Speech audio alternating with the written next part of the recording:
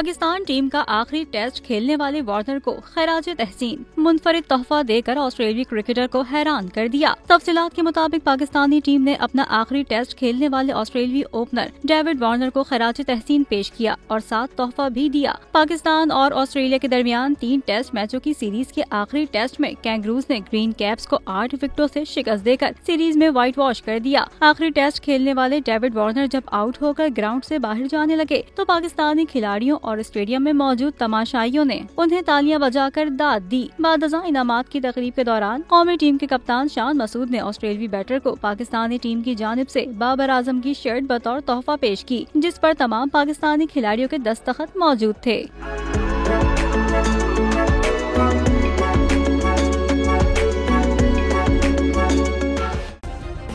Subscribe करें और bell दबाएं ताकि कोई खबर रह न जाए।